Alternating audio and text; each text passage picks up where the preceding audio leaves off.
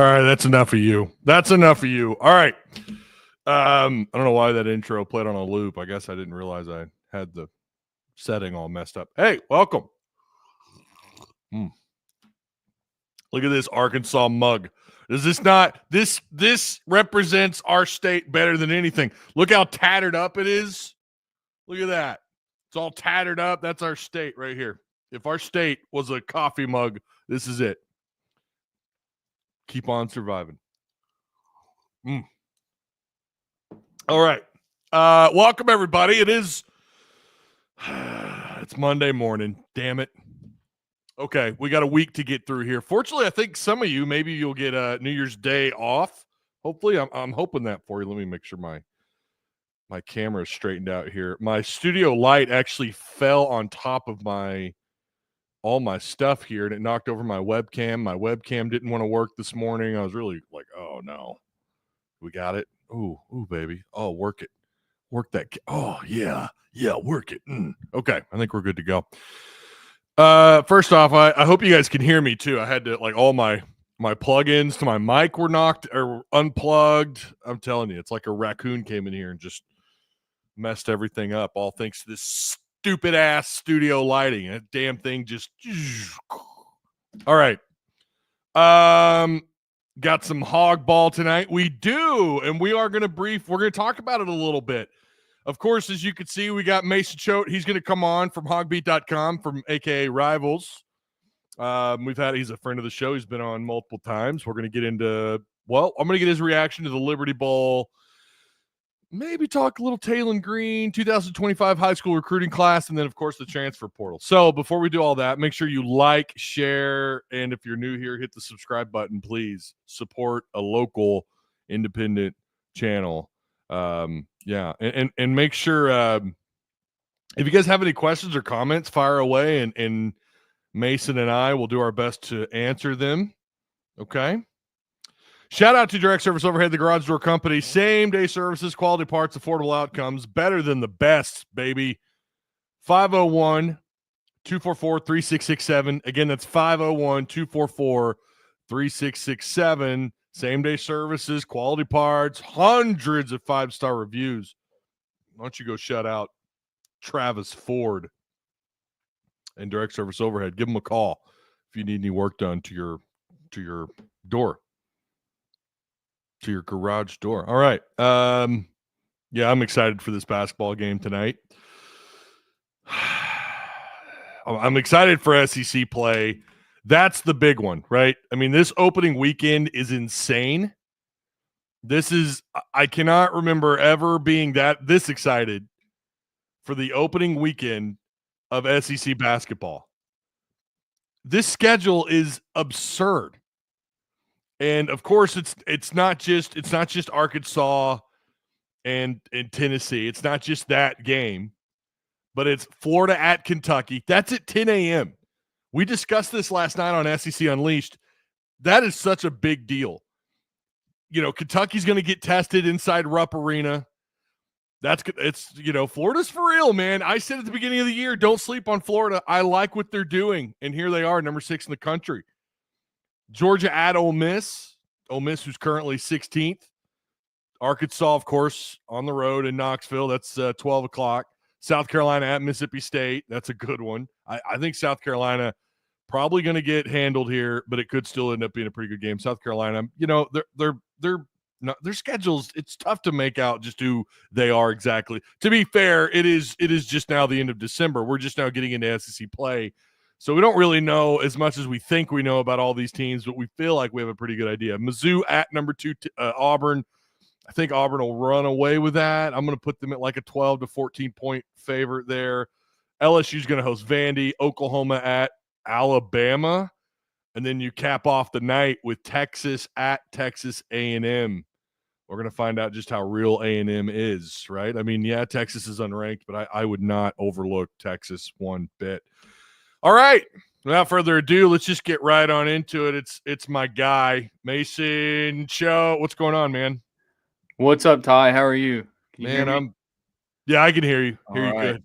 Let's go. I heard you were doing some duck hunting. recently? Yeah, I went. I decided to make the trip to Memphis enjoyable for myself. So, we got a duck lease up in Brinkley, and so I went up there and I deer hunted 26th, so the night before, and duck hunted the morning of, and then went up to Memphis afterwards. So made it a lot more fun than waking up in a hotel room in Memphis. I was gonna say you didn't want to hang around in Memphis for very No, long. and I got out as soon as the game was over. I literally drove through the night, got home in Fayetteville at 4 a.m. I did not want to stay in Memphis. Yeah, I used to have family that lived in Bartlett, and they owned a little restaurant there called Side Porch Steakhouse. And of course, my uncles would oftentimes, if Arkansas ever played in Memphis for whatever reason, they would always talk about trying to avoid Memphis, which is kind of hard to do. But yeah, you don't want to stay there too long. It's not.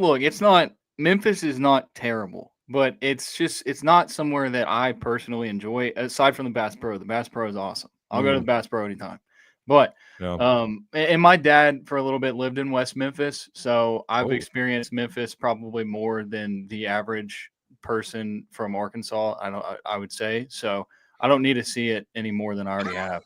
Yeah.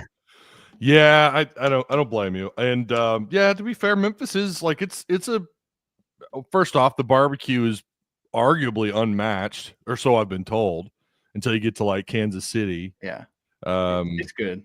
So, well, let's start there. I figured we'll talk a little bit about the Liberty Bowl before we get into all the recruiting stuff and the transfer portal stuff. What were your? And I don't know if you want to touch the Carmona stuff. I'm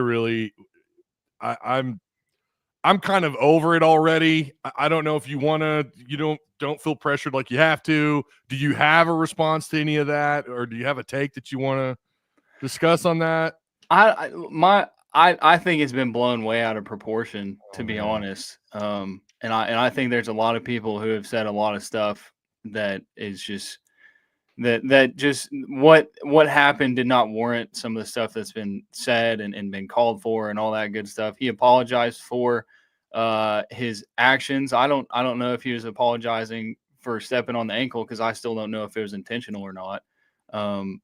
That's just where I stand on it. I only Fernando Carmona Jr. knows if that was intentional or not, and he didn't say that it was. So he was also accused of saying some stuff, and we know, if you watch Fernando Carmona Jr. on the field, you know that he likes to talk a little bit, and so I'm sure he was also apologizing for that. It's an unfortunate situation. It's not a good look. We can all agree that it does not look good at all. It does not look good, and I'm just glad that the guy that did get stepped on is okay, but it is what it is. It's tough.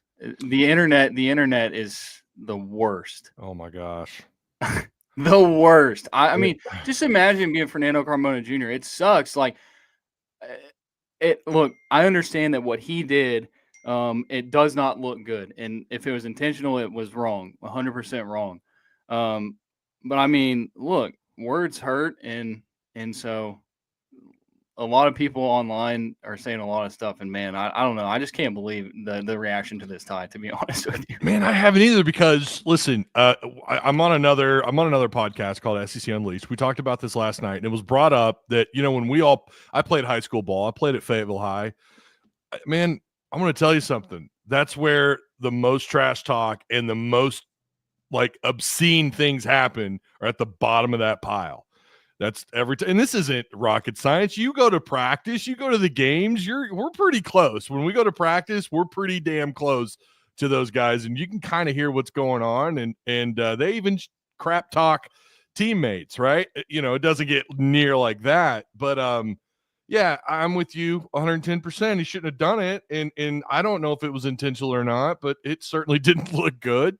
But I've seen so much worse, man. And I had some stuff done to me at the bottom of those piles. I played center, dead middle of where all this crap happens. And I'm going to tell you, I'm going to be real, that was nothing compared to some of the stuff that I saw, especially playing my sophomore year, playing the Springdale Bulldogs for the sophomore league, or the sophomore team. Fayetteville, Springdale back then, the rivalry was for real. And the parents in the stands let us know about it, and the players on the field let us know about it. Some really crappy stuff happens. I don't know. It's kind of the It shouldn't be that shocking. And I'm like you, I didn't expect the internet to run with it the way that they did. But It's here we just are. because we've seen so much worse on the football Oh field. my gosh. It's not long ago Myles Garrett had a helmet in his hand and he was swinging it at another guy and who didn't have a helmet on. And so or maybe he did, but he was swinging a helmet at another guy on the field. And what Fernando Carmona Jr. did, look, it just doesn't look good. We can all agree that it doesn't look good. And if it was intentional, it was 100% wrong and he shouldn't have done it. Yeah. He's issued an apology and that's that. Now, the people who are saying that he should never play football again and he should be charged with assault and he should go to jail. Yeah. What are we doing? What are we doing? Yeah. I don't understand this. So that I think a majority of that is just either Texas Tech fans or just people who are always online in the comment sections of anything that is cancel culture related. So oh man, absolutely, 110%. If targeting penalty is only deserving of a 1-game suspension, then cries for worse to happen for Carmona is absurd. Just transplanted Texas. If someone gets blown up over the middle head to head, that looks a lot more violent than what Carmona did. Yeah. So. Oh man, yeah. Granted, some of those are it's live action. Yeah. And with all these penalties, and that's a football play too. That's what Carmona did. We can agree that if it was intentional, it was after it was not during a play. It just wasn't cool. So yeah. But that's that. It is what it is. He apologized. And there it is. That's kind of where I think it ought to be. If there's going to be any kind of punishment, it'll be in-house. I doubt Sam will, maybe he'll come out and I highly doubt he's even going to reflect on this, to the media, to the public. Yeah. Maybe I could be wrong. I don't know. I don't feel like he'll. He's going to be asked about it, I would assume. But it really just depends on next time we talk to him, which could be.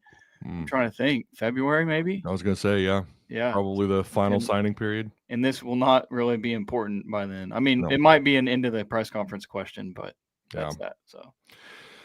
All right. Well, let's go ahead and outside of the Carmona drama with the Liberty Bowl, Mason, what was your reaction to that game? Did you kind of see that unfolding that way when you consider, all the transfer portal, the folks, the snaps that were missing on the field for both teams? Was this game surprising, or did you kind of see this coming for Arkansas? I saw a lot of points coming. When I talked to people before the game, I told them the over is what I like. I expect a lot of scoring because when you looked at it, Texas Tech's defense, while they still had some of their key contributors from the season, statistically they were a terrible defense all year, especially in the passing game. And you saw Arkansas go at that right away. We didn't really see Arkansas, take a ton of shots down the field in the passing game a lot during the regular season, but you saw them open it up. And I thought that there was opportunity for that, but we had to see who's going to step up at wide receiver. And obviously some guys did. Desmond James, one of the big ones. And, you and I have been at practice and we've watched Desmond James for 2 seasons now. And everybody, when something like this happens, everybody's like, where's this guy been? Why has he not been utilized? But we can be honest and say Desmond James in practice never really stood out to us. And it's no offense to him. It's just not, we didn't say this is someone who's going to catch a ball and go 94 yards in the Liberty Bowl. Yeah. But he had that opportunity and he took advantage of it. And that's the type of guy that has the speed that can make those plays happen. And we knew that. We knew that he had the speed. He just had to get in the open field, and he did. And, man, it was cool to see. I was down there in the end zone, and I was sometimes so they were all the way down on the other side of the field. And normally when you're filming, you're just going to film when they're closer to you. But I had to pull my phone out halfway in the play, and I thought he was going to get tackled. But sure enough, he scored. And that was a lot of fun to see, a guy like Desmond James step up and have that kind of moment. And then defensively, you felt like Arkansas could do something, especially against a true freshman quarterback.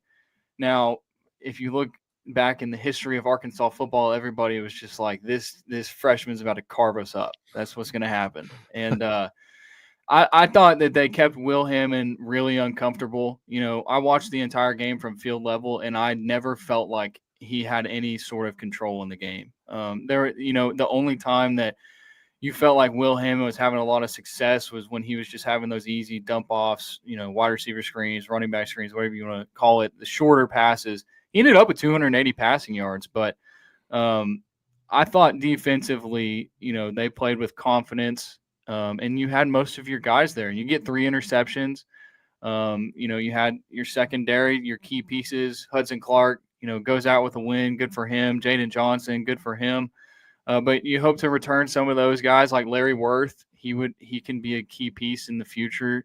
Jaheim Singletary, you hope that eventually he can really be that 5-star guy that he was coming out of high school. And so, and then defense, like Quincy Rhodes at DN, gets his first start. He's going to be a ball player. You hope you get Anton Jukosh back. He gets that safety. That was a lot of fun. So just all around, I think the way the game played out is about how I expected. I thought Arkansas was going to win. Could have been a closer game. And it ended up being, the score, what was it, a 13-point gap. So not super close, but you wanted to see guys step up, especially on offense. And I thought you did. We haven't even talked about the offensive line. Kobe Branham had a great game. He did. Brooks Edmondson, for never starting a game at center and being a walk-on until this happened, or until the end of the regular season. They award him a scholarship because they need a center. And I thought, they were going up against Texas Tech, and, Texas Tech was missing some guys, but what you did was what you were supposed to do. It was a good win. It was an emotional win. Sam Pittman, after the game, quickly got my way to midfield and had my phone filming Sam Pittman, and just the emotion. Everybody say what you want, but it's really cool to see a guy with just pure joy, pure happiness after, just a long, grueling season, and you end it on a high note, and that's always fun. Even if it's the Liberty Bowl. Even if it's the Liberty Bowl in Memphis, it's just good for them. Yeah.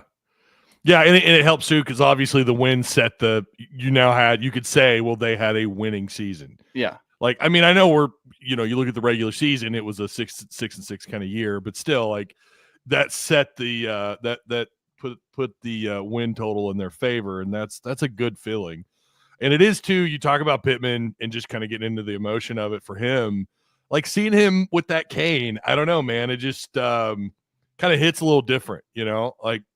God bless him. The guy's out there with his cane doing what he can. He wants to win. I do believe he wants what's best for Arkansas. No, I think so too. And it's obvious that, like, he cares. Yeah, for sure. We should mention he got a $250,000 raise from that win. So that's another reason for him to be happy. But yeah, credit to him for walking around on the cane the whole game. It kind of looked cool. It did kind of look cool. Yeah, it did. Yeah, I've seen some of the comments with and we had people in our Discord sharing the memes, or the AI memes where they've got him like in a pimp coat with a pimp hat and the cane, the big glasses. Bro, that was great. The AI stuff is unreal. Some of it is just I don't even know where people come up with it. It's really scary how realistic all of it looks. I know, and I don't know what to make of it. I'm like, we need to embrace things like Bitcoin in the future, and then you get to AI, and I'm like, okay, I know it's going to make people's lives. I use it a little bit, I'm not gonna lie. I use it for my. I've got a hog that I put on my thumbnails sometimes. It splits the topics. I made that with AI, Yeah. I know a lot of people are doing it. It's so much easier now to be a content creator than ever. You got us OGs who've been doing this for years. We had to do everything, just by using Photoshop or whatever. But the future's getting easier for people. I don't know if that's a good thing or not. But yeah, you were talking about the offensive line just a second ago. Looking at the PFF numbers and kind of going back to Fernando Carmona, this guy had a hell of a game. His pass block grade, and I'm not going to get into the ins and outs of how they do their grading because it is still just bizarre, some of it, but they give him an 87.7 pass block grade. That's off 66 total snaps, 0 hurries, obviously 0 sacks, 0. Green was fine with Carmona at left tackle. He was a third team All SEC guy. How important is it that he comes back next year, Mason? I think it's really important, and I wouldn't lock him in at left tackle either, although I think that he should, just go ahead and keep him at left tackle. But I think it's really important because, one, it's a guy who, like you said, third team All SEC. He has that year of experience going up against legit. Like, we understand the edge rushers in the SEC week in and week out are going to play in the NFL for the most part, including at Arkansas. And so for him to hold his own, and for the most part, the offensive line was not great all year, but Fernando Carmona Jr. was SEC Offensive Lineman of the Week twice. Yeah. Including after the Tennessee game, which was the biggest win of the entire season. And you look back to the preseason and think about the guys that they were talking about of the true leaders of the team. There were really like 2 or 3. Talon obviously was one of them. And then Fernando Carmona Jr. was another one that every time we heard, he was one of the guys that is a true leader on the team. And this is one of the things about everything that's gone on with him, is that we've been around him since he got to Arkansas, and we know that he's a good guy. Everybody on the team likes him. He's a fun personality. Yeah. And so that's what's even more unfortunate about this, is that it's from what I can tell and what I know of him, it seems a little out of character. If it was intentional again. And well, he did get hit with the unnecessary, or whatever it was. He got hit with a penalty for shouldering a guy out of bounds or whatever, which I thought was so soft. I didn't see it, but when I got up to the press box halftime, that was one of the first things I asked, was like, was the Carmona penalty like legit? And I heard that he kind of just like shoulder checked somebody. That's all he did. I couldn't believe they flagged that. And then someone online, I'm not trying to prove a point here, someone online shared the Ole Miss game where it looked like he was trying to twist somebody's arm or something. It looked to me like he was going for the ball, but I don't know. Yeah, again, everybody is just assuming intention here. Like they know exactly what is going on in his head during the football game when he's down on the field in the middle of a play.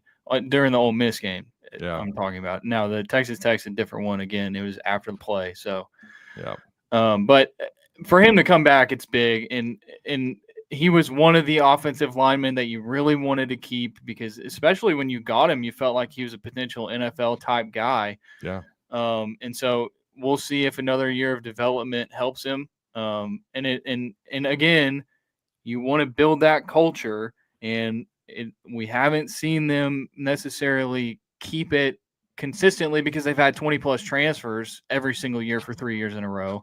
So it's hard to say that you've kept a consistent culture, but keeping a guy like Carmona and keeping a guy like Talon Green and Xavier Sori, like those are your foundation pieces. Yep. And we'll talk about the transfer portal more, but it's just good to keep those kind of guys.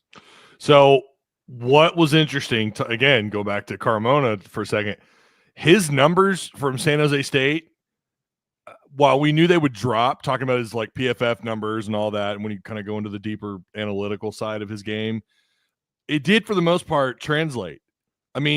Yeah, they dropped, but his first year at left tackle in the SEC, he's third team All SEC.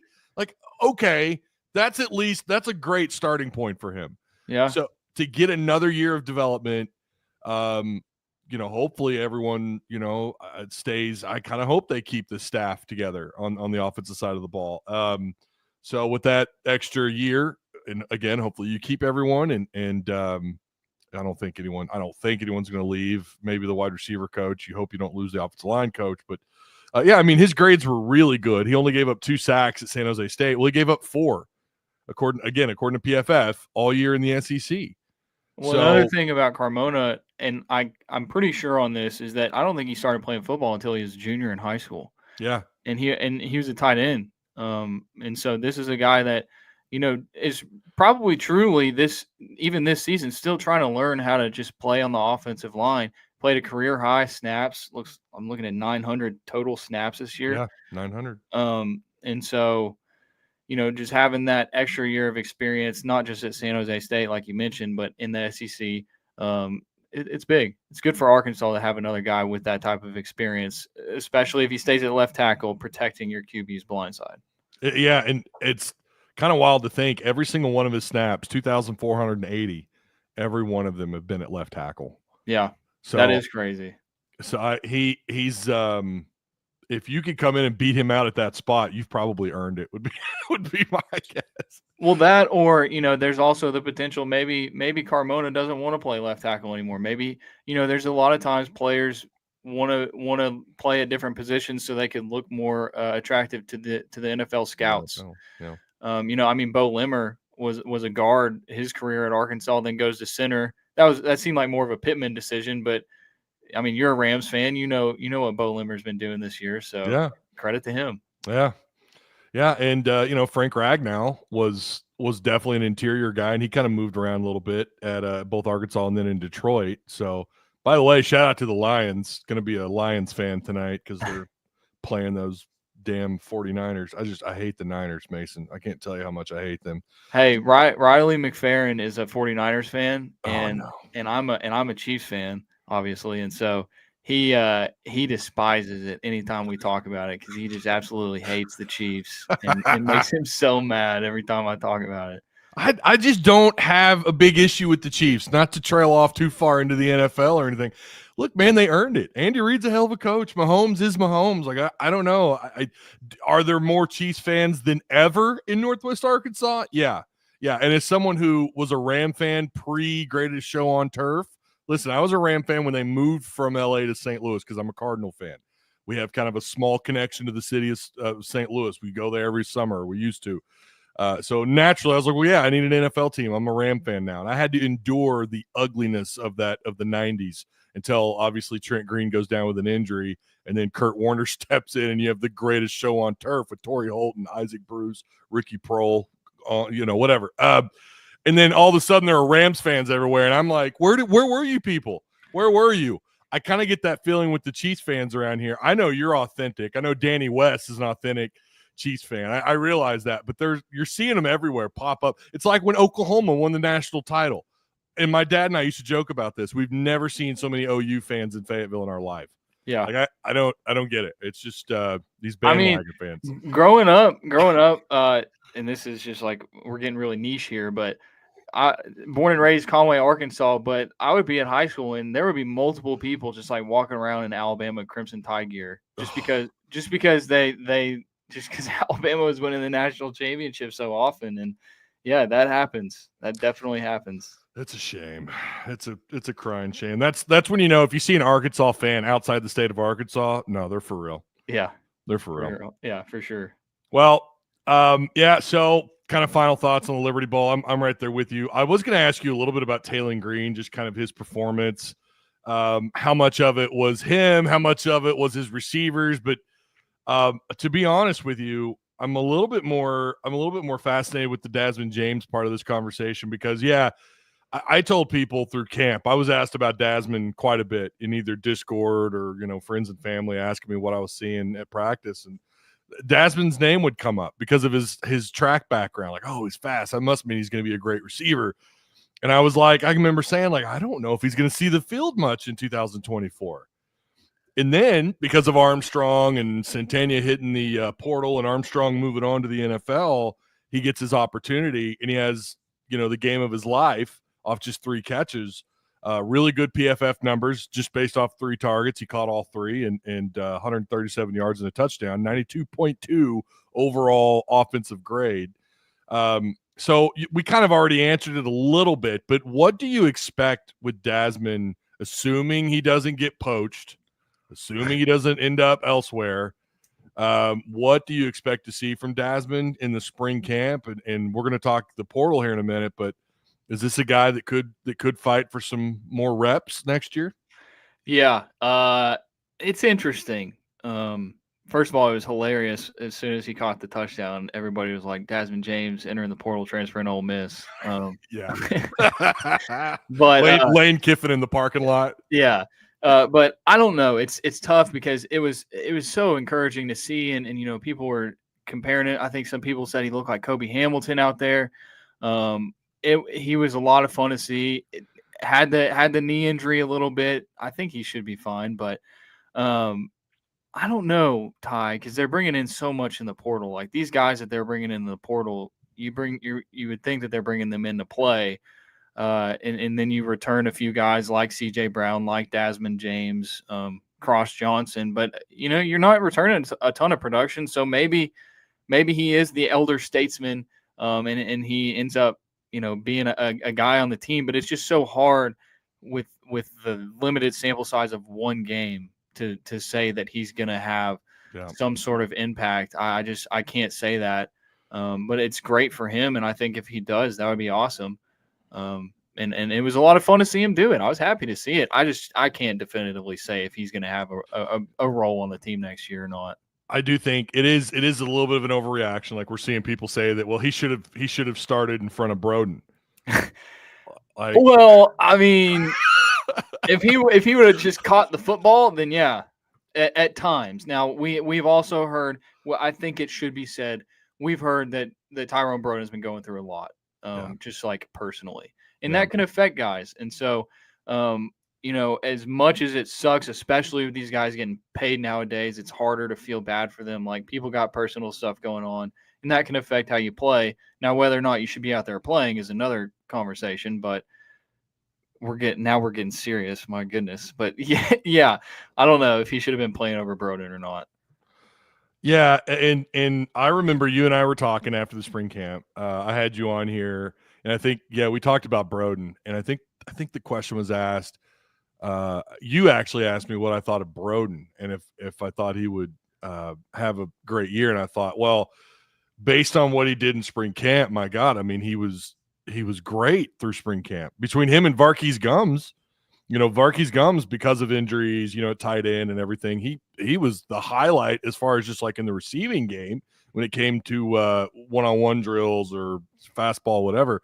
But then, again, going back to Broden, he was great through spring camp. And if I remember fall camp too, and I thought, had you told me then, like, oh yeah, well, he shouldn't start over James or whatever, I'd be like, no, man, he's definitely had, like, Broden is way above James in my opinion. I don't think there's any comparison. No, even going into this game, it was that, like, it wasn't even a thought of Desmond James should start over Tyrone Broden or whatever going into this game, this Liberty Bowl game. Yeah.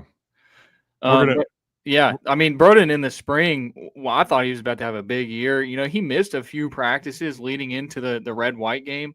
And then after missing a few practices, shows up for the red-white game, and I think he caught like 5 passes for 50-something yards and a touchdown. And I was really encouraged. And even in fall camp, you mentioned it, I thought he did fine compared to his previous year. In 2023 in practice, Broden was what you saw a lot on the field this year, and it's just like a lot of drop passes.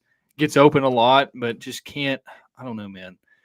He's got the intangibles, that's for sure. Well, it's like he's got the potential, and he just could not live up to it ever. And once the lights came on, he just couldn't catch the ball. Like you said, he's got off the field stuff going on.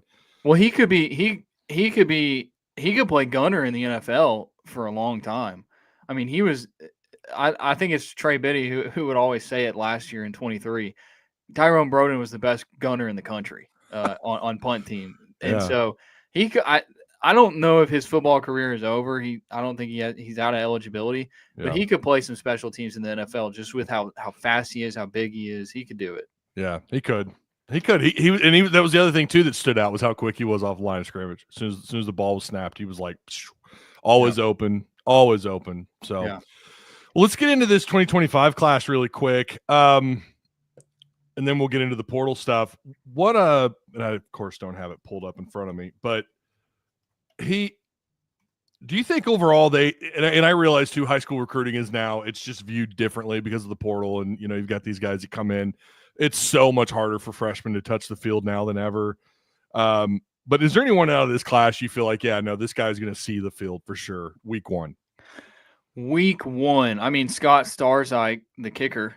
Yeah, fair. I guess I think that's how you pronounce it. I think so. It's close. You would hope that he's there week one. I mean, Coles, I think, had him rated as the number 1 kicker in the country, and when it comes to specialist rankings, Coles is the respectable name, and so that's encouraging.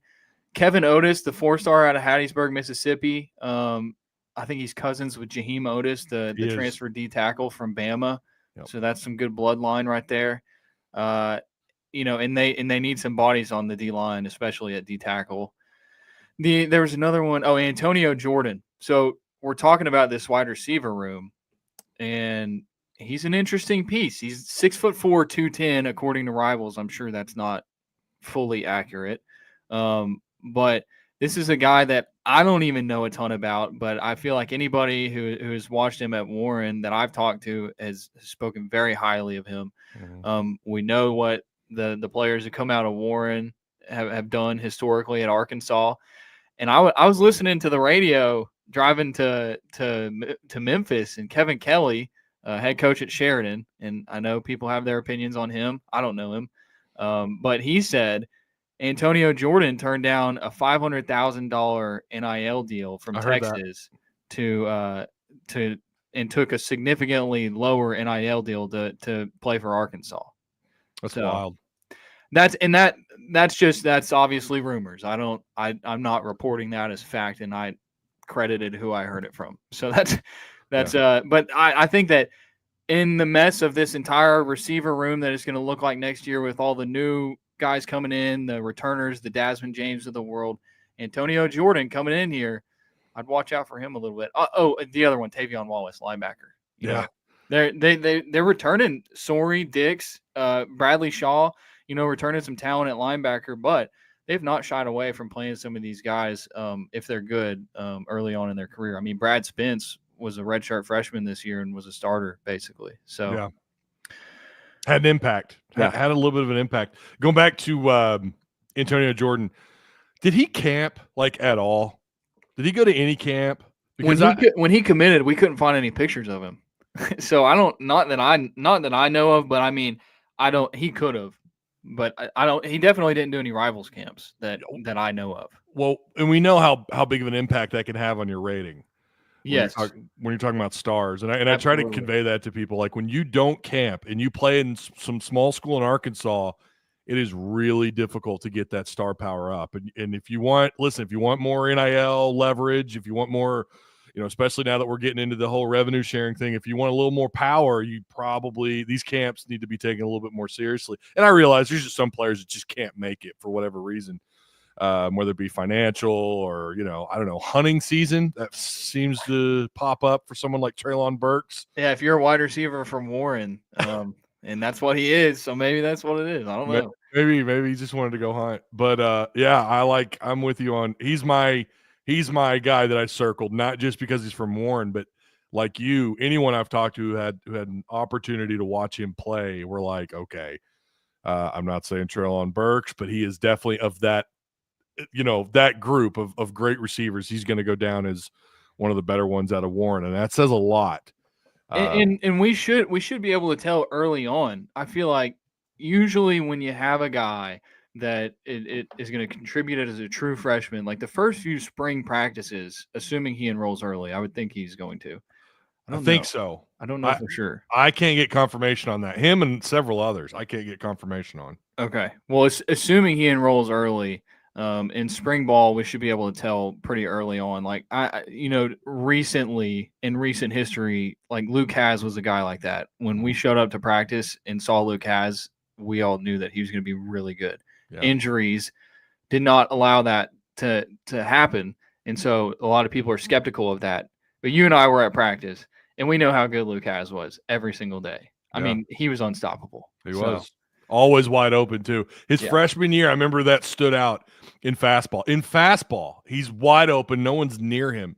And KJ was able to connect with him easily. And you just knew, like, okay, this dude's going to be good. Yeah. Unfortunately, we're not going to know for a third year, but. Well, he could be really good at Ole Miss. That could happen. That was the worst, too.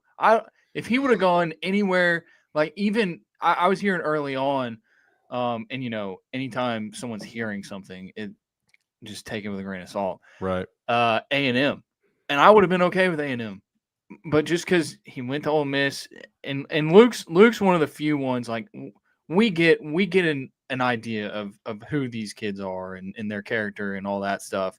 We don't know them all, personally and closely, but Luke is one of the good ones, and so it was tough to see him go to Ole Miss, but that's how you know that it must have just been the best opportunity for him, So Wish him the best. Yeah, you do. And he's from the area. He's from, of course, Oklahoma, but he's familiar with this area and being here for 2 years. And it seemed like I really did not think he was going to hit the portal. I thought he was going to stay here and then either get drafted early after his 3rd year, or he was going to senior out. I really did not think he was going to leave. Well, there's always the chance that he didn't want to leave, and he didn't have much of a choice. That's fair. And that happens a lot more often than people think, is that sometimes when these guys hit the portal, they don't want to hit the portal. They have other people who basically don't leave them with a choice but to enter the portal. I'm not saying that's what happened with Luke, but that stuff happens. Marcus Mitchell says he wants to catch the ball. He wouldn't do that here. Who, Luke? I guess that's who. Yeah. I don't know. I think they're basing that off of what didn't happen this year. I mean, he early on, he was getting chipped off the line every single time. Like, he was a focal point for defenses early on. Then he gets hurt, had the back issue, which was very evident. Yes. And then I was surprised with how little they featured him in the offense. I don't know how much the injury played into that, but I thought he should have been featured way more. And I don't know if that was necessarily his fault. Yeah, I don't know. And I don't remember his actual total snaps this year. I don't have it pulled up in front of me, but it did feel like he was, and how many times did we see him reach for his back? I forgot what game it was. It was fairly early in the year, and they kind of showed him going to the sidelines, and he's like reaching for his back, and he knew right then and there. It struck me. It reminded me of Peyton Hillis when Hillis kept having his back issues when he was at Arkansas. I remember seeing Hillis reach for his back. And, of course, that didn't slow him down. Went to the NFL and eventually made a Madden cover. But, like, Luke Has clearly was not 100% this year, and I'm sure that did play into it a little bit. Yeah. And another thing is, his quarterback was having to get out of the pocket a lot. And there were times that Luke Has was open and his quarterback didn't find him because he was running for his life. And so that stuff happens. And that's another thing. I hadn't planned on really talking about that, but the amount of people that put that all on Taylon Green, I'm just like, y'all, this offensive line they struggled this year at times a lot, and he was running for his life a lot. Did he miss reads? Sure. Was there something going on pre-snap? Maybe he's not sliding his protection. I don't know. That stuff we don't know. Only Petrino will know, and Taylon Green. And maybe we'll get to talk to him. Highly doubtful, as far as Petrino is concerned, that we'll get to talk to him again. Yeah. In the spring, we will. Well, that's fair. Yeah, we will. Yeah, at least once. Yeah. Well, with Taylon, one thing that Sam Pittman loves to do is get his quarterback out of the pocket. So sometimes it's hard to tell if it's designed or not. But I mean, Sam Pittman, anytime you ask him over the past few years about KJ or Taylon, what do you got to do to help eliminate the pressure? A lot of it's like, we got to run nakeds, we got to run boots, we got to move the pocket. Yeah. And so I'm not going to act like I'm a football aficionado. Yeah. But sometimes it's hard to tell. Is this designed for him to be getting out of the pocket, this early on, or is it because there is a rusher? And there were early on this season specifically, especially like I think back to the Oklahoma State game, there were so many times that they were just letting free blitzers come, like not even touching them. And Sam Pittman after that game, I think, said something along the lines of, well, they rushed 7 and we had 6. Well, why? You knew what they were going to do, because every third down they were blitzing the heck out of you, and you didn't have enough people to pick it up. They had some injuries in that game. You could talk about every single situation and come up with excuses for it, but we could be here for days talking about all that. Really could. And again, it's you're getting people that I guess they know more than we do, which is, by the way, entirely possible. I definitely don't pretend to be the czar of understanding offensive line and quarterback relationships and what a quarterback is doing, pre-snap. I'm not that guy. If you're looking for that guy, maybe Stephen Hamner from QB Spotlight, who I have talked with multiple times and who will tell you, that offensive line had some issues. So I don't know. I certainly have seen a lot of that, a lot of blame put on Green. Not that he has done doesn't deserve some criticism, but my gosh, the kind of year that guy had realistically wasn't as bad as some people make it out to be. But he completed 60% of his passes. He threw for 3,000 yards. He's second on the list in program history as far as total yards in a single season, behind Ryan Mallett. Came like 40 yards short of him. I mean, he had a great year, at least statistically. Didn't put the passing touchdowns up, right? Like Mallett, I think, threw for like 32, I think, in 2010, if I remember right. It was something crazy. But Mallett didn't run for exactly how many yards he run for? Yeah. 602 yards and 8 touchdowns. Yeah. Mallett was like a statue back there, all 6'6" of him. That dude could not run to save his life. Rest in peace, Ryan Mallett. Talon gained 906, lost 304. So yeah, that's a net 602 there as far as yardage goes. That's crazy because they factor in sacks in college for some reason. I don't know. So speaking of quarterbacks and sticking with the 2025 class really quick, what do you think of Nico Iamaleava? God, I know I'm Iamaleava. What do you think of Madden, Nico's little brother? What do you think of Madden? Yeah, that was surprising, man. That was a crazy situation. We were sitting there on signing day and just random text from Riley, and he's like, "Hey, I think they're going to sign Madden Iamaleava," and that was just out of nowhere. That was surprising. I don't really know what to think of him. He's a 4-star on Rivals. I think that he's going to end up being. It's tough because I think that he's coming into a situation where he's going to want to play early on. And if they're returning Talon Green, I don't know how that's going to happen.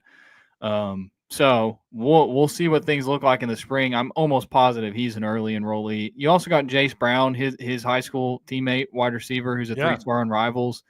I think, some people think maybe more highly of him than Rivals does. And so, but Madden, it was so interesting. I didn't know how to feel about it because they also got Grayson Wilson from Conway, the 3-star who, I'm a Conway guy. So me personally, and it was tough. It was tough for me because I'm a Conway guy. So I root for the Wabash Cats and I felt for Grayson because they didn't know that this was going to happen. No, they did not. And I felt for him in that moment. But if from a big picture standpoint and an Arkansas Razorback standpoint, they got better by signing Madden Iamaleava. So they did.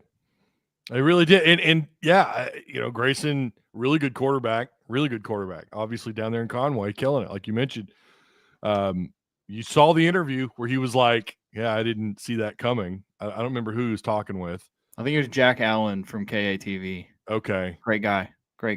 And you could see it on Grayson Wilson's face, man. I felt so bad for the kid. Like, dang, man. Well, his signing day was his signing day ceremony, which they had later. He signed earlier on in the day, and then this news broke like 20 minutes before his signing day ceremony. Yeah. And so him and everybody else in that building, there's just a big elephant in the room of you were supposed to be the only QB in this class, signing with your home state team in 20 minutes before everybody learns that they're actually signing a 4-star from California. who I mean, I don't know how long the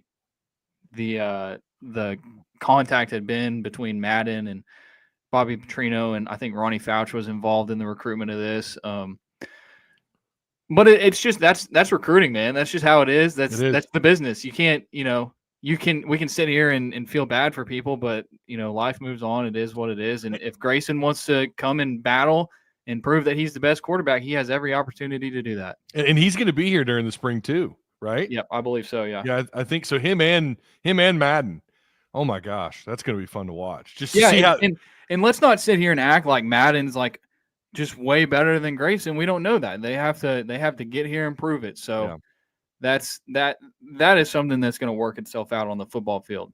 And heck, I mean, maybe one of them's better than Talon. Probably not, but we'll see. Oh man, could you imagine if Madden walked in those doors and from like day one just dominates? All of a sudden he's working with the twos and fastball, and then all of a sudden you've got Pittman in a when he's talking to the media like, well, we might actually have a quarterback battle. Could you imagine the reaction from of course, all the Taylon Green haters are going to be like, I told you so. Yeah. But it would be really, I'm going to say this, if either one of those freshmen come in here and battle it out, take the number 2 spot from KJ Jackson, who I'm assuming is going to stick around. That's another thing you got to factor in is like, they say they like KJ Jackson. So. Yeah. Lefty, athletic, tall. I like him because he's a left-handed quarterback. You don't see very many of those come through Arkansas, and he's tall and he's fast and he can do a lot of things. But I can still remember. I don't know if you saw it or not when Bobby stopped practice just to scream at KJ Jackson because he wasn't doing something pre-snap. He got in the middle of it and just chewing him out. I don't think we were allowed to have cameras. It was when they were outside on the left field, not the one out to the right where they do the fastball or whatever. The left field closest to the hyper. And he just stops practice to chew KJ out. And it was like, yeah, this is vintage Bobby Petrino. That's when I knew he was back, like right there. Yeah. I definitely had like multiple practices where in my notes I just wrote Petrino is pissed. And then I couldn't remember exactly what he was pissed for. I should have been more detailed, but it's just notable when Petrino gets mad, people want to know about it. It was good to see. And right then, Mason, I was like, nope, they're going to be fine. Offense is going to be, they're going to be all right as long as they get some vintage Petrino in there. So statistically, they were. I mean, they were a top 10 offense in the country as far as total yardage goes. Yeah, they were. So, but turnovers were a big problem. Think about the points, something turnovers this year. The points, I've never seen anything like that, man. I have never seen the ball, whether it was a fumble that ended up in a turnover, just the ball hitting the field. I have never seen that at Arkansas like that. They've had years where they were bad at turnovers, sure. Nothing like this. And then you have a defense that's not very good at taking the ball away. Unless you're playing Auburn, which you would have actually lost to 9 times out of 10 if you played them again. Yeah, that was not a pretty game, and it should have been a lot better. But, yeah. Anyways, and neither was the UAB game either. You heard Trent Dilfer in the post game where he's like, how he dug deep into the Lamar Jackson tape. I think's what he said. Yeah, when Petrino was there. UAB played them so tough that they were like, let's go get like 3 or 4 guys from that team. Fair. We'll see if it works out. Well, let's get into the portal talk here. So speaking of quarterbacks, talking about Madden and what's going on there and Grayson Wilson, I had thought, Mason, that they were going to go get an older quarterback just to back up Taylon Green. I don't think that's going to be the case. Maybe I'm wrong. What are your thoughts here? Should they and are they? What's going on at quarterback with the portal? No, I wouldn't. I mean, let's go through the numbers here. So you got Taylon, KJ Jackson, Blake Boda, who transferred in from Coastal. Yeah. Who's I'm pretty positive he's a scholarship guy too. So that's 3. Did I already say? So that's 3. Grayson, Madden. That's 5 scholarship quarterbacks. I mean, that's about what you need. That's fair. What is Boda? He'll be a redshirt sophomore. He's not an experienced guy. So the thing that would be tough with this is that nobody behind Taylon has any experience. And so one thing that Sam Pittman always wants is a backup who has experience. So that would be one thing that you want to consider. And then you have Austin Ledbetter in there, who, I mean, he's a walk-on out of Bryant, never lost a game in high school. Pitcher, he was former pitcher for the baseball team. That's your QB room. I wouldn't add anybody, but if they do, I wouldn't be surprised. It obviously wouldn't be anybody they're bringing into play, That was my thing. Like, if Green, because we see how he is a little injury prone, and to be fair, the guy, to me, sometimes I think once he scrambles, he gets lost. Like, it seems like he doesn't know where he wants to go, and he runs into a defender, and he took some hits this year, no doubt. He obviously didn't get to finish the Tennessee game. And then, like, if he goes down, I don't know how to feel about KJ Jackson just yet. I realize we got to get through spring and fall camp. I don't know how to feel about Madden or Grayson. I don't know how to feel about these guys as the backup when you're in a tight situation. You don't have, you lost your guy to the portal. So I kind of thought they might replace him. I'm not shocked, but I mean, here we are. Like, I don't know what to make of it. If Green goes down, what then, right? Yeah, And I agree. I don't know. That's a situation where you would want to have somebody, but older at least. have somebody older. And sometimes you have situations where they trust younger guys, and only the coaches can know that. I'll give you an example. Coming into this season, a lot of people, including us, were concerned about the linebacker room because they didn't have a ton of experience and they lost their top two guys in Pooh Paul and Jaheim Thomas to the transfer portal last year. Yeah. You also lost Manny Powell. I feel like they lost somebody else I can't think of. Crook. Jordan Crook. Crook was good too. And so it was concerning. And the guys that they brought in were like Xavier Sori, who didn't have a ton of experience, Steven Dix, who came over from Marshall, but he had previously been at Florida State. But you were also looking at like Brad Spence and Bradley Shaw, like just a lot of inexperience. And we were concerned about that. And when I say we, I mean like hogbeat.com, we felt like Arkansas should probably add another linebacker or two with some experience. But it was made very clear to me that they were very confident in the younger, less experienced guys that they had. And turns out they ended up having a pretty good year at linebacker. Yeah. And the future is looking pretty good at linebacker. And they didn't have to go add another more experienced guy that we thought that they needed. So quarterback's a completely different spot, and a spot where like you probably need to have that, but maybe they added Madden because they feel that way about him, maybe they feel that strongly about KJ Jackson. So, or maybe they'll add another quarterback and we look stupid, or I look stupid, which happens quite often. But it makes sense though when you talk about the numbers game, and I always forget about Blake Boda because I know they added him fairly late, if I remember last year. He was a really weird addition. It was a weird addition. He still is weird. He's also a lefty too, Yeah, and he was committed to Petrino when Petrino was at UNLV. Oh, UNLV. Was he really? He was committed. I'm almost positive for like a week until he went to A&M and he took the A&M job. I didn't know that. Fact check me on that. If you don't know it, I'm like, oh crap, maybe I got that wrong. Have I been saying that wrong? No, I'm going to be honest. I haven't done a ton of Blake Boda research. So. You're right. It was a weird addition. I was like, I can remember at the time going, wait, what? How does Green feel about that? Like, what's this all about? So, from a numbers perspective, when you talk about scholarship distribution, that's a fair point. What do they add on scholarships as far as the portal? You think they go and get maybe 6 or 7 more? Because I think that's about where they're at, right? So I'm looking at our scholarship eligibility tracker by position on hogbeat.com. Shout out Riley McFerrin. There you go. He's got him at 86 total as far as guys towards next year's roster. Okay. So I think they played with 50 something in the bowl game, scholarship guys. Andrew Hutchinson, 56. Credit Andrew Hutchinson, Best of Arkansas Sports on that one. 56 scholarship guys in the bowl, and we're looking at 86 towards next year's roster. That's including, I think, incoming freshmen and incoming transfers, and not including those who have transferred out and those who are out of eligibility. Obviously.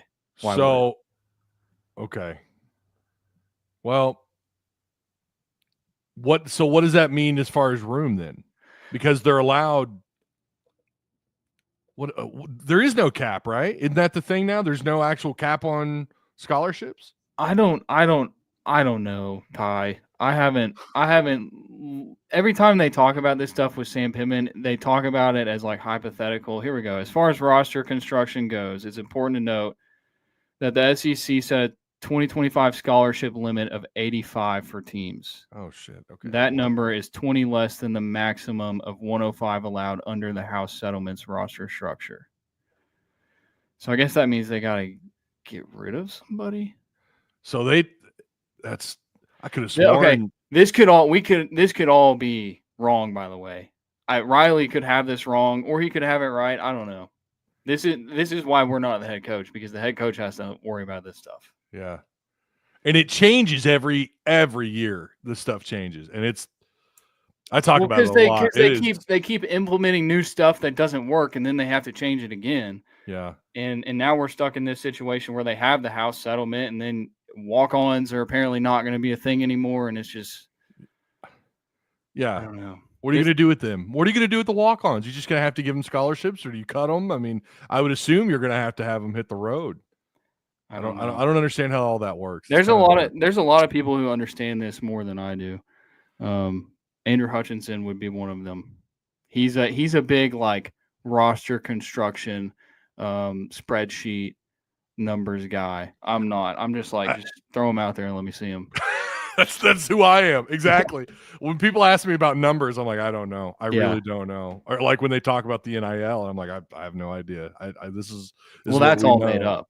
All of that is made up. Well, I mean, like how it all works, like the intricate parts of the NIL and the collective stuff works. I'm like, listen, I think it all has to go through a collective. I don't know how they branch that money out, but yeah, there's different media type people, and I think some fans don't realize that. Like, there's some media people who do not focus on the analytical side when you're talking about, like, just roster builds overall. Like, some of us just watch and we give you our reaction, and then we talk about maybe the guys that get out of the portal and recruiting. That's what I'm good at. I think that's my strength.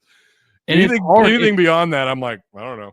But it's also hard to keep up with this stuff. Like COVID really threw a wrench in as far as eligibility goes, because you don't know who's eligible for anything. And now they got this JUCO rule where guys like Anton Jukoc could come back. Yeah. But Marquise Robinson declared for the NFL draft. Like, those are the small factors that you're looking at when you're trying to piece these numbers together. And so you're like, okay, well, is Blake Boda a scholarship guy? Not everybody realizes that he's on scholarship, so that counts towards scholarship. Yeah. You got to figure this stuff out. They got some walk-ons that maybe somebody thinks is a scholarship. Maddox Lassiter was given a scholarship after the regular season, so you have to factor him into the numbers now. Like, yeah, it's not as easy as it sounds, because it's not as what's the word? Transparent. It's not as transparent as it should be as far as the communication. Like, you would think that you could just go on the Arkansas roster and they have everybody who's going to be on the team, and you just can't. They're not going to give us that roster until we step foot at the first practice of spring football. Like, that's when we're going to get that roster. And that's what's so frustrating about doing this part of it, is that there's days where I'm like, man, I really wish this was structured so much more like the NFL, where everything is just out there and you have all the numbers. I mean, hell, the salaries, what the limits are. They're not having to make all these crazy ass changes like they are in college athletics. It is thanks to the pandemic, to COVID. It really threw a wrench in everything, and it's made it really challenging when they're, when the NCAA is changing these rules. And then, of course, you have the portal era, which is what we're in now, and the NIL era. And it's just all this change. And in every single season, they're making changes to the portal. They're making changes to scholarship distribution and roster sizes and all this stuff. I hate it. And then you have players like Diego Pavia who are suing the NCAA to try to get an 8th year of eligibility. And that's what has triggered this JUCO rule, which again, if you want the specifics, don't ask me. All I know is that apparently if you play JUCO ball, and I don't know if any of this is decided, but you could have more eligibility if you were out. So Anton Jukoc, the DN for Arkansas, for example, was out of eligibility, but he's played JUCO ball at some point in his career. So technically he could come back because of what this rule states, is the way that I understand it. And so we thought that we were done with this COVID stuff. We thought it's always been, if we just get through, if we get all these guys who did play during COVID and got that extra year, if we just get them all out, then we'll be done with being confused about eligibility. Yeah. And now it's just even worse. Now it's worse. Now it's worse than ever. And it's just like, whatever. How many years of eligibility does this guy have, Ty? I don't know. 12? That's going to be my response from now on. Like, I don't know. Sometimes like the players don't even know themselves that there was one player for Arkansas this cycle that put in their graphic they had like 2 or 3 years of eligibility left, and they were wrong. They didn't have that many years of eligibility left. Whoops. And I mean, and sometimes the team doesn't know. This year, Andreas Poska, for like half the season, I believe, was listed as a super senior. You know how they have like the little asterisk? The asterisk, yeah. I'm almost positive, Ty, that he had that listed next to his name for like half the season. Until I was like, is he out of eligibility? And no, he wasn't. He can come back next year. So well, Tesla has the same thing, but I think he really is out of eligibility. I believe he's out of eligibility. Yeah, and he had that asterisk on his. Yeah, not to go too far into the weeds on this, but you also saw where the FSU coach is getting sued over the NIL payments. There's only a matter of time, right? Only a matter of time. Here we go. You feel like this is probably gonna spark a big thing. Yeah. If the players win that settlement, oh my God. Yeah. That could be huge. Which landmark that could be 6 years from now by the time we learn what happens with that. Yeah. But I don't know. You've also seen, like, with some of these investigations, like specifically the Michigan sign stealing one, when it's like that big of a deal, they kind of seem to move a little quicker with it. Because I mean, that Michigan sign stealing thing, are they even investigating that anymore? Didn't they just like hand out the punishment and that was that? I mean, hell, they made a Netflix documentary about the guy that was doing it. Yeah. I mean, which was great, by the way. I haven't finished it. I got like halfway through it, and I need to finish that. I got so many shows I need to finish. I'm so mad. We just finished what's the House of the Dragon. We just finished season 2 of that. But yeah, I need to go back and finish that thing on the Michigan sign stealing. Pooh Bear says we need Nick Saban at college commissioner setting these rules. They need somebody. There needs to be a league commish. There needs to be someone in charge of all this because it makes our jobs even worse. Makes it harder. That's why. It's not enjoyable. It's not as enjoyable at all. That's for dang sure. It's not what we got into this business for. So I started making videos in like 2017, and I think back to like how much simpler it was then compared to what it is now, and it is a nightmare. So don't come at me with your scholarship questions, people. I don't know. I don't really know. It's a nightmare, man. But the thing is it's a lot of fun to be able to just go, like being at the Liberty Bowl and being on the field and being able to do that stuff. That's really cool. And you put up with not knowing the exact number of scholarships on the roster so that you can do that, Yeah, it's all really minuscule. It really is, because at the end of the day, I mean, it's whatever. No one expects us to know everything. But really quick, before we wrap this up, I was going to get your thoughts on the wide receiver room and kind of what, obviously Courtney Crutchfield coming back. Wow. I mean, that's a big deal. They got Omega Blake out of Charlotte. And from what I understand, they want 4 receivers out of the portal. I don't know if that's how legit that is. I think that puts them at 4, does it not? Omega Blake, Courtney Crutchfield, or no, 3. No, they got 4. Is it 4? Crutchfield, Blake, Cam Shanks, the guy from UAB, who's the more of a punt returner, kick returner guy, but he's a receiver. Excuse me. And then Raylan Sharp, who was a dominant receiver for Bobby Petrino at Missouri State. So, and another guy that I forgot about when we were talking about the 25 class was another late signing day addition, 4-star Jacaden Ferguson. Oh yeah. Who was previously committed to Kentucky. This guy's 6'3", 175. His film was impressive. And so I think he's another guy at that receiver position. Like, they've really added some dudes to a room that they really needed to. Yeah. Because you look at what they're returning, it's Bryce Stephens, Jordan Anthony. So 2, more special teams guys who haven't done much on offense at all. Desmond James and CJ Brown, who you're more encouraged about after the bowl game. CJ Brown, I've always been really high on him. I like him a lot. He was great at Bentonville. And then you're looking at Monte Harrison. what does that situation look like?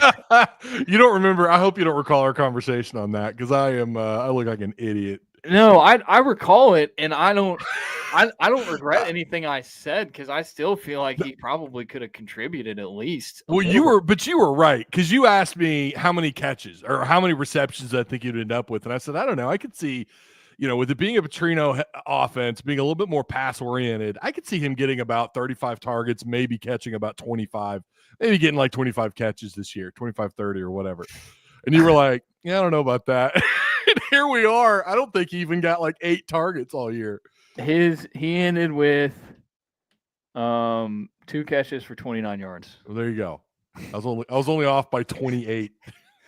Well, I'm glad to hear that I was against that. I think you were because I remember your reaction. I was like, oh man, I think he's probably right because he did look at times. He looked pretty promising in camp. I mean, he looked like a tight end in camp. Really the first time I saw him, I was like, who's the tight end in the 82 jersey? Yeah, he's thick, dude. He's thick.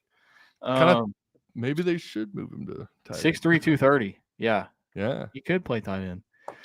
And then you got your transfer guys, and we talked about some of the we talked about Antonio Jordan and Jace Brown, Quentin Murphy, the guy out of Parkview who played QB. He's kind of an athlete. I think he might play a little receiver. Mm-hmm.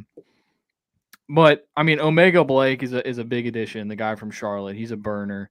Raylan Sharp has played a lot of football. He's smaller. He's 5'9", 165, but he's been in the Petrino offense. And then Crutchfield, who didn't do anything at Missouri this year, and such a weird situation with him. And so, but this Crutchfield thing is something that Arkansas could really just keep doing. Like you think about a guy like Carius Kern, who's going down to LSU this year. Like if he goes down there in red shirts and doesn't play a lot, Arkansas was right there with LSU in his recruitment. Maybe you can do something similar next year and start something like this where maybe someone thinks they want to get out of the state and then they realize that maybe it's best to just play at Arkansas. Grass isn't always greener. And obviously like Courtney Crutchfield is getting financially compensated to be at Arkansas. So that's another thing to think about. It's at this point, it's never because they want to be a Razorback, unless very few like Kobe Branham. I think Kobe Branham probably just wants to be a Razorback. Yeah. But for a lot of these guys, especially out of the portal, it's just financial stuff. Well, okay. Listen. Yeah, it's nice when these guys want to be Razorbacks. It is. It's nice. And as far as we're all concerned, really, like that's all it's nice to think of that. Like, oh, this guy's a hog. Like someone like Peyton Hillis would have been a Razorback, I think, no matter what. If Grant Morgan. Yeah. Any of the Morgans, right? Any of the Henrys. The Henrys, yeah. Definitely. But Allen. Oh, yeah, both the Allen brothers, yeah, especially all the hate Brandon took. My gosh. Yeah. But those days, that kind of Arkansan, that high school player is going to be so much more rare. Clearly it is. It's NIL. Not to say they don't like or love Arkansas or the state or the university, but it's that the NIL is up here. And listen, man, I was 16 years old playing high school football at Fayetteville and working at Taco Bell on what used to be called 6th Street. Okay, making $5.50 an hour, whatever the minimum wage was in 1999. You damn right. If someone's gonna give me some NIL money, you're gonna tell me I'm gonna overlook making $100,000 or $150,000 or $250,000 if I'm that caliber of an athlete. I'm just gonna overlook that. Hell no. Yeah, I probably would also look at the money, look at the financial side as well. That's the thing is like you can't blame any of these kids for what they're doing unless, and this is like, let's embrace our inner Sam Pittman here, unless they don't leave the right way. Because when you're going back on your word of saying like you were raised to hate Ole Miss and then you transfer to Ole Miss. Oh my God. then it's like, okay, I get it because you're making money, but come on, man. So that for the most part, you can't blame these kids. So then you just have to make the decision of like, do you want to support this anymore? And do you want to be involved with this anymore? Because look, it is toxic. It is gross. I don't support any of the stuff, nasty stuff that's going on. It's disgusting. It's not the college football and college athletics that we grew up loving. Mm-mm. It's not even close. So it's morphed into something I don't know that I could have ever seen coming. It's a huge business, though. It is huge. I mean, you get on social media and everybody is benefiting from it, financially. But it's just hurt. It's just hurt the sport as far as, I guess morality goes. But people haven't cared about that for a long time. So I think college football is going to be fine. I really do. And it's been around. Listen, there's this other side of college football that has been around. All you got to do is go pull up a ESPN 30 for 30 and look up the Pony Express. Yeah, right. This has been around forever, and we're not denying that. But again, there was a certain type of player back in the day that existed that is just so much more rare today, especially at Arkansas. Especially at Arkansas. And those are the guys that, as a fan, that you connected with and that you fell in love with and that you really wanted to support, and that's what made it feel that way. Like Ryan Mallett, is one of the first quarterbacks that I really loved watching play.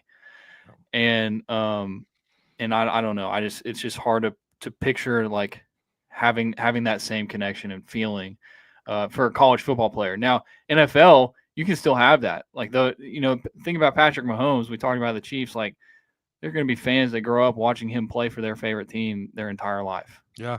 And unfortunately in college football, you're not getting that a lot. It's less and less. Yeah, for sure. And it is a shame. It goes back to what you and I were talking about earlier about how much more complicated the sport is from our standpoint, from covering it, doing this for a living, and then from a fan perspective where, I mean, you don't know how long that player's going to stick it out at Arkansas. I mean, again, Courtney Crutchfield may not be here next year. Think about that. Yeah. He may not. He may hit the portal. I mean, look at Centennia, right? Centennia through high school, a fellow Fayetteville Bulldog. He commits to A&M, commits to Oregon, then he commits to Arkansas and signs. No one was shocked that he hit the portal. And you can kind of go back to his background a little bit. And the same thing could be said of a lot of different players that have done that over the years. And then you got someone like, Kudus, who you kind of felt like wanted to be here and was probably going to get drafted here or maybe senior out, whatever. And that didn't go the way that we thought that it would. Joshua Braun was at Florida and then transferred to Arkansas, and now he's out the door. Yeah. So I forgot with the Kudus thing that he also told Pittman that he was all hog, and that you remember because they preserved his red shirt. They preserved his red shirt, and Pittman was talking about it, and he was like, "No, I don't want to red shirt you. You go play for someone else." And then he said, Kudus said, "No, I wouldn't do that. I'm all hog."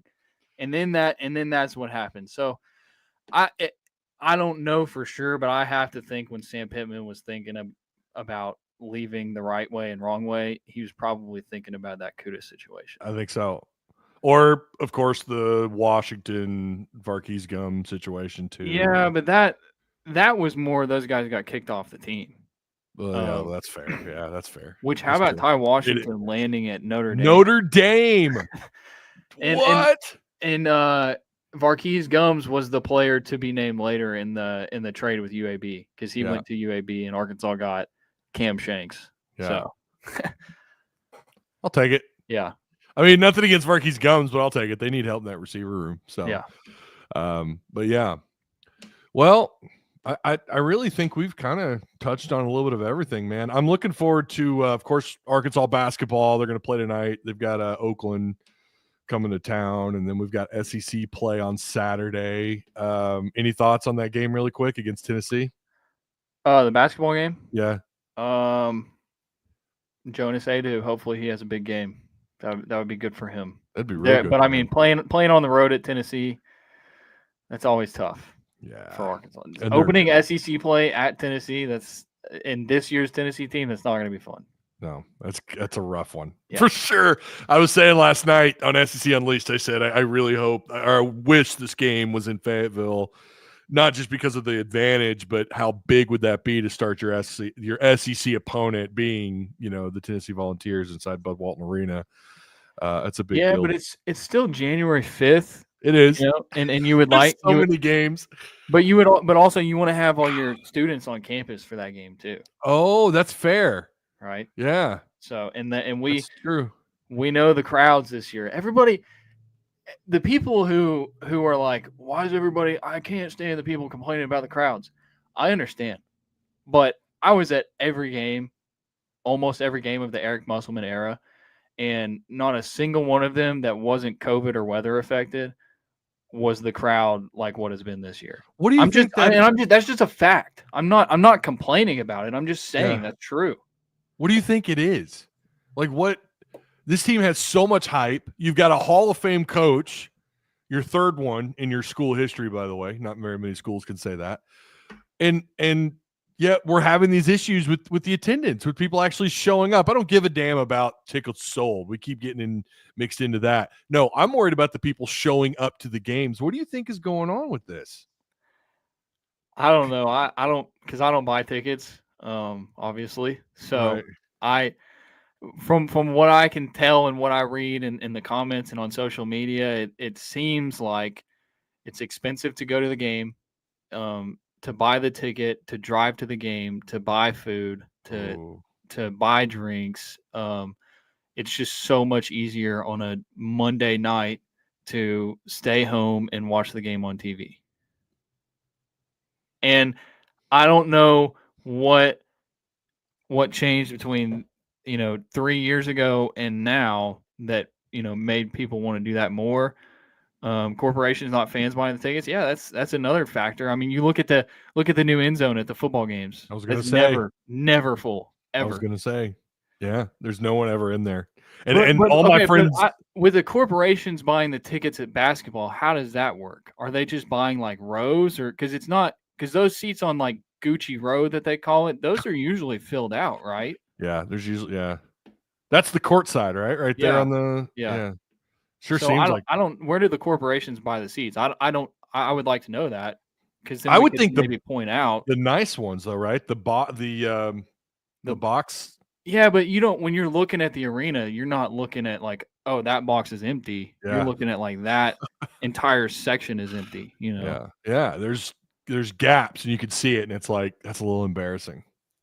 But and again, it's also, some people have said opponent, and they haven't played anybody exciting at Bud Walton Arena this year, so maybe that's what it is. And Kelly's got a good point here. Yeah, economy and the inflation. I know, but that's I feel like you could always say that it's more expensive now to go to games than it ever has been. Oh, 100%. I mean, we went to the Chiefs Chargers game on Sunday Night Football a couple of weekends ago. I probably spent, I mean, there's no chance I spent less than $500 on tickets and gas and food just to go to a football game. Yeah, I believe it. And we are slowly starting to see this. Arky 56, that's actually my dad right there. He's got that Cardinal logo. We were talking about this a little while back about going to a Cardinal game and like how much more expensive, and their attendance is down. And I don't know. Inflation certainly is playing a pretty big role in it, but I don't know. Some nights it's been the excuse was weather. Some nights it's like, well, it's a Wednesday night and it's an 8 p.m. game or whatever. And it's like, all right, okay. But I can remember 8 p.m. games before and seeing far more fans. And to be fair, it is 20,000 people. And when you don't fill that arena up, it's way more obvious versus, these arenas with smaller, less seats. It's way more obvious than somewhere like Bud Walton. And another thing, and I don't know how much this factors into it, but Eric Musselman was a heck of a marketer, and he knew how to get butts in seats, and they ran a ton of promotions. They gave away a lot of free stuff. I mean, I was a student his first year, and I mean, I remember showing up just because they would like give out free Slims, and I could go get dinner at the basketball game. And we would show up and get free Slims and like a T-shirt or a towel just because the team was offering free food to come to the game. And Cal is not that. And I don't know if it's Cal. I mean, Cal's not going to do the stuff that Muss did, but that's an easy thing they could do, is like give out 500 boxes of Slims to students. That's something that they could easily do. But it seems like, because you don't see that with football, as far as I know. I don't know. You could speak way more to the baseball side of things of what they do at Baum, but like with basketball, it seems like that all went out the window once Muss left for USC. So I Yeah, always wondered if that was a Musselman thing, if maybe he got in touch with someone. I don't know. There was one game where they did free Sonic. You remember that? They gave out like Sonic corn dogs or something. It was his first or second year here. they gave out free stuff all the time. Yeah. It was awesome. I mean, Maybe, get back to they that. I don't know. look, they just gave out free jerseys at a game recently. And Oh, I didn't know that. yeah, they've given out some stuff this year. It's just it hasn't been as marketed as it was, and maybe that's because they don't think it needs to be. I mean, look at the roster. The roster is absolutely loaded, and look at the head coach. Oh my That gosh. should be enough, realistically. I mean, I'll say it again. I think that's a top 10 roster in the country. And I know that's not like a unique take, but we've certainly seen other people like kind of look down on the roster a little bit. I don't know why, if it's just like a depth thing, but Well, they're probably wearing blue. that's also if I had fair. to guess. Yeah. Matt Jones. Yeah. Not the good Matt Jones. Which one? There's like 15 of them. Yeah, you got 2 in Arkansas media, one being a former quarterback. It's funny, you were talking about Ryan Mallett was like your first quarterback that you were just like, oh my God, For me, it was Matt Jones. Yeah. And I was in high school when Matt was here, and I thought that dude walked on water. He was just so incredible to watch in person. Watching videos does not do that guy justice. Watching him in person was incredible. But yeah, Matt Jones on the radio now. That's still kind of weird to listen to every once in a while. It's like, oh my God, Matt Jones. I used to watch you play on Saturdays. Yeah. I'm old enough that I just barely was part of his he was on the Buzz in Little Rock for a little bit, wasn't he? He did do a little bit of radio, and I think at either the Buzz. There was some big falling out there, I think. I don't want to start anything, but anyways, I remember him being on the radio a little bit, so it was cool to see him come back. Yeah. Him and Phil do great. Phil's awesome. Phil has always been so great to me. There's you know how it is. There's so many people who aren't, and Phil's one of the few that has always been good. Yeah. The first quarterback I remember watching, like just the first quarterback I vividly remember watching was Casey Dick. So that was my introduction and nothing. I mean, heck of a coach at Fayetteville. He's killing it. Yeah. So and that was like, man, I just wish we could go back. I still remember I was at the USC game when USC came in and just frog stomped Arkansas. Felix Jones fumbled the ball I don't know how many times. And Casey Dick, I felt so bad for him. By the fourth quarter, everyone was screaming to see Mitch Mustaine. Yeah. And then when Mitch comes out onto the field, him and Damian Williams, like the first play, I think he threw that touchdown to Damian, and everyone just went wild. And it's like, oh, we're going to win. We're not going to lose another game now as long as these guys are on the field. And ironically, that would go on to be the case, but not because of Mitch Mustaine. And I feel like it wouldn't have been that much different had Casey Dick actually played.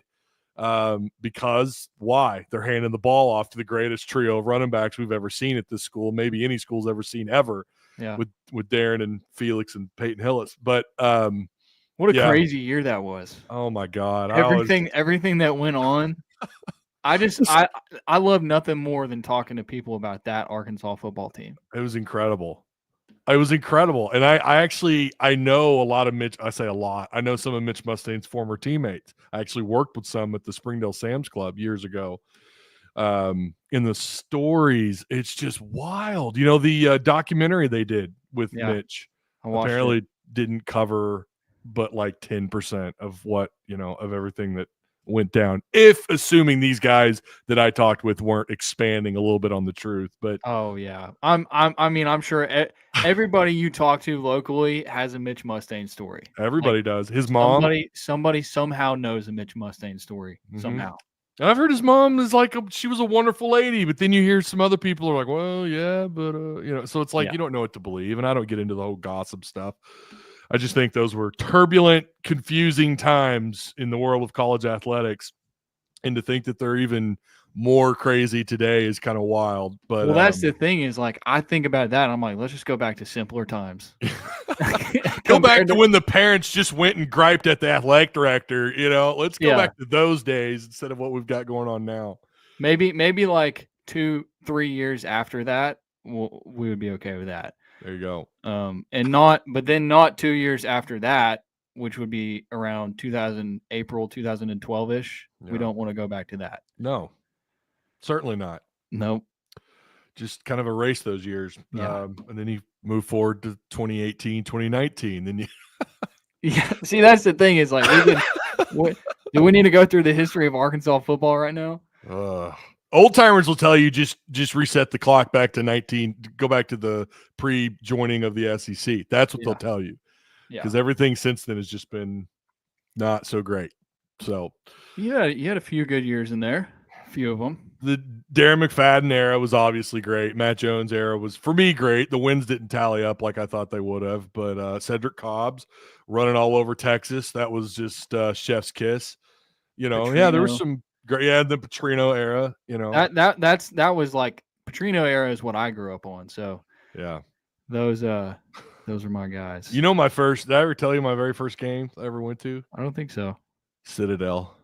Oh my gosh, dude, that's crazy. That's my very first game. Argue 56 will tell you that was the very first game he ever took me to, and of course, wow, maybe I'm the problem. Mason. You might be the problem. So, all right. Well, everyone, this is, of course, Mason Choate from hogbeat.com over on Rivals. Go follow him on Twitter. Go check out Hogbeat. They do great stuff over there, man. Riley and Jackson and those guys are JC. What does he prefer to go by? So he was JC Hoops for forever. Yeah. But then he changed it to Jackson Collier.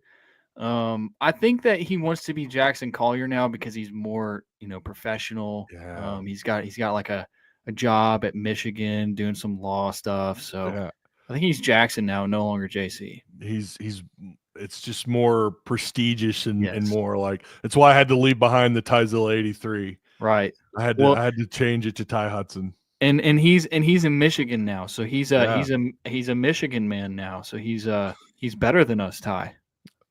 He's still working for you guys, though, right? He is. I'm just messing with him. So he's kind of like just a contributor, I would call him now. Okay. Just because he's got bigger and better stuff going on, but he still does a lot for us. I mean, he's as loyal as they come. He's a really, really great guy, and he's always been good to me. And look, I don't know anybody who's as plugged in as he is. Yes. Not just to the basketball program. This dude brings info to me that I'm like, how the heck did you freaking find that out? So he is a solid. All you guys are, everyone at Hogbeat. And listen, I have love for, I got respect for basically everyone that I see at practice. I'm like, I respect these guys. I like being alongside you guys. But he's a solid Twitter follow. Yeah. So if you don't already follow him and all the Rivals guys, you should do that because they do great work. Man, I appreciate you taking some time out of your morning to come talk some Arkansas football with us, Mason. Yeah, I had a fun time. This is always fun just sitting and chatting. Absolutely. All right, man. Well, I guess I'll talk to you soon. I'm sure I'll have you back on. We'll have some more once we get closer to spring camp. You and I, I'm sure we'll connect and talk and get caught up. All right, sounds good, Ty. Have a good one, man. You too, man. Take it easy. Mason Choate from hogbeat.com. You can't beat it, man. Those guys, like I said, they do great work over there, and I always appreciate Mason taking a little time out of his day to come talk to us. Yeah, Arkansas, we were going to talk a little basketball just for a second, and I had someone actually text me in the game, Ty, talk about Arkansas. Talk about this game tonight. I don't know why, because this should be a blowout. Arkansas against Oakland should be a blowout. I think I've called the majority of the blowouts, I think. Correct me if I'm wrong. But Arkansas this should be pretty ugly. Oakland 4-9. They're 1-5 on the road. Arkansas is currently, I think, hold on. You know what? Now that we're on the subject really fast, let's look it up here. Just for anyone who's curious about this game. See if I can share my screen. I'm loving it. Here we go. So this is Bro Throw. And this is what Brothrow says, right? Yep. Spread at -17 in Arkansas's favor. 141 on the total points. And there are some bets, by the way, if you want to go check out Brothrow. Now you do have to have a code because they don't want just anyone coming in here. This is peer-to-peer betting. I won my first bet on Brothrow, baby. That's my first ever sports gamble. My very first to bet on sports. I won $5. The guy paid me the next morning. It was really cool. He cash apped me. All you do is you can connect your Cash App or I think Venmo, PayPal. I think they take PayPal. But this is peer-to-peer. You open up a bet. You could bet on the spread, the money line, total points. So go do that on Brothrow, man. It's you're not paying a brick and mortar, right? You're not paying some big company. This is peer-to-peer. Maybe you and your boys want to lay down some bets. This is how you do it. Also, if you want to come join the Tusk Talk group, I have one on Brothrow. So right there it is. I'm really digging this site. Really, really awesome place here. We need to look up some of these bowl games too. We'll have to do that here in the next few days. We'll take a look at it. Would you just look at it? Would you just look at it? All right. Yeah, so obviously I've got Arkansas winning big. I hope we answered any of your questions or comments that you guys had. I know he's right about the scholarship thing. I don't even know anymore. I'm pretty sure they have room. I want to say the belief is they're going to go out and get 6 or 7 more players. But that's so hard to confirm until we hear it from Pittman, who really knows. I am very curious to see, assuming that is correct, what they do in the portal. I don't think it doesn't look like they're going to take a quarterback. They do have their 4 receivers, but I had heard they may still be interested in another receiver. And the player's name, I think we have it on our target list. Yeah, Reginald Vick, who has not committed anywhere. This is a big dude, 6'3", 6'4", 190 pounds. He's visiting on the 3rd. So I believe, unless something has changed, Reginald Vick, he's out of Virginia Union. He's unranked. He's supposed to visit on Friday. Caught 57 balls for 1,394 yards, 15 touchdowns. He was second team All-American in Division II. I'm almost positive, unless something's changed. I know Chaz Nimrod out of Tennessee, who's actually from Bentonville. I think Chaz Nimrod I think they're still pursuing him. And in fact, I think he might have even had is he the one that had a crystal ball to Arkansas? I think he might have. Maybe not. Don't quote me on that. Maybe not. Yeah. He did in high school. That's what it was. I was trying to blow through all these possible players, and I came across his profile, and he did have a crystal ball to Arkansas in high school. That's right. But not since he's been in the portal. He has no crystal balls, and he's currently unranked.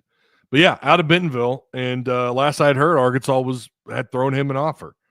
So I think there's a possibility they still go after another wide receiver. I will say Adrian Maddox, Patreon members are aware of this. Not likely he's going to end up at Arkansas. That's the safety out of UAB. Unfortunate. This dude's numbers are very nice. His PFF grades are very nice. Big dude, 6'3", 200 pounds. I don't expect him to end up at Arkansas. Again, that's Adrian Maddox. So there you have it. Okay. Well, we will don't plan on a post game tonight. Remember, I said this week I'm going to try and take it easy, and that I meant by I'm not doing a post game for tonight. I'm going to watch the game like the rest of you guys. Maybe we'll hook up double XP in Discord for everyone that's still in here that's listening. And if you're in Discord, we might turn on double XP for tonight's game. So, and I'm also depending on what the boss says, aka my wife, may end up doing. I'm thinking about doing something for New Year's Eve on Tusk Talk with Ty. I'm thinking about it, and if I can get anything in place, I'll let you guys know. I'll let you know in Discord, and of course on the socials, Twitter. Which, let's be real, I barely mess with Twitter, but maybe we'll do something for New Year's Eve. And then Saturday, we could be doing a game companion. We could be doing a live reaction to Arkansas and Tennessee. And, of course, we're going to do the post game for that. So, yeah. Are you doing picks for the playoff games? Are you talking about on Bro Throw? I'm thinking about it. Yes. I was going to look at that.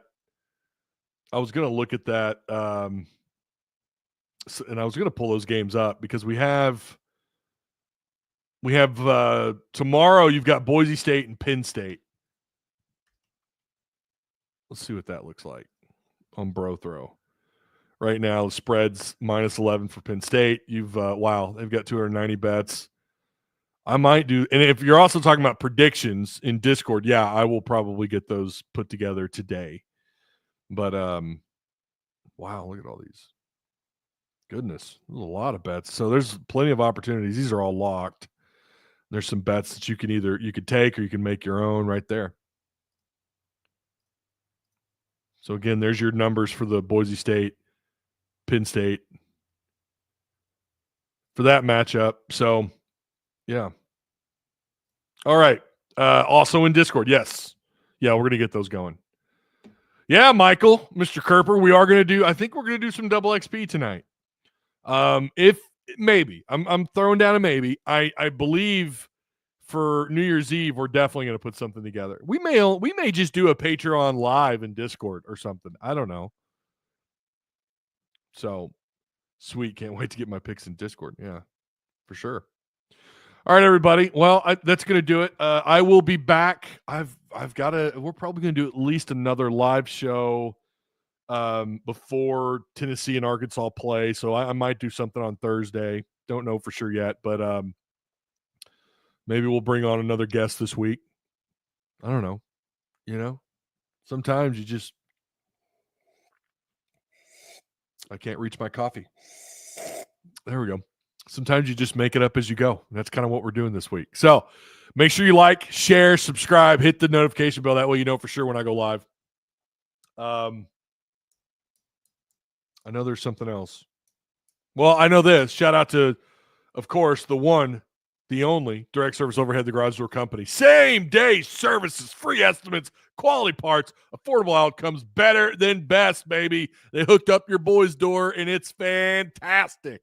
I do get compliments on my garage door because it's all fancy, thanks to direct service overhead. Give them a call at 501-244-3667.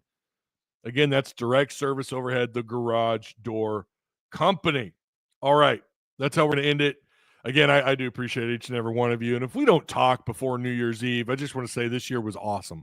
This year was truly awesome. Patreon, oh my gosh, you guys, Patreon killed it. I know the cards certainly played a role in that, by the way. Nick Smith autograph, that's for the month of December, right? Jonathan Williams, right? Oh, let's get that right. Jonathan Williams. And then probably one of the coolest cards right here, one of the best players, Scotty Thurman, autographed, to get an opportunity to win those. And of course, we've got the $4 folks. Guess who's a part of the did we put Carmona on the $8 or is he the $4? I don't remember.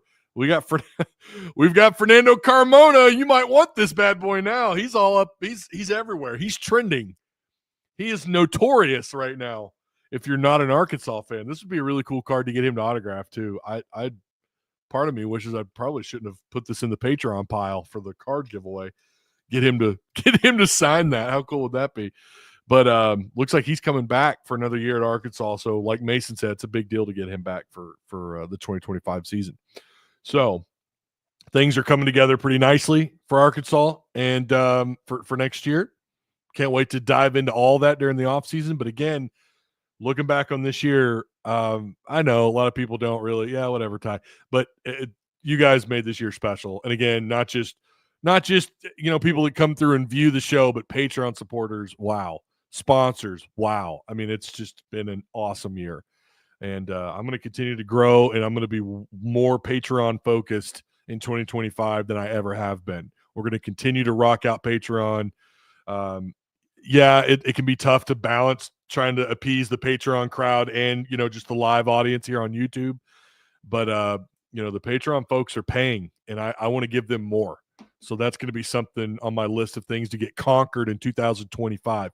is to get even more active on Patreon stuff. So, whether that's just more content there, more giveaways, it's in my I've got all those as possibilities written down.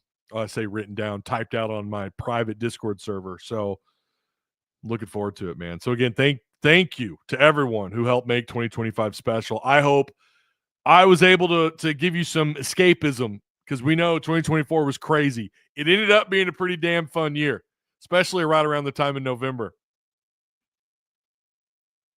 Fun. It was at least fun and interesting, right?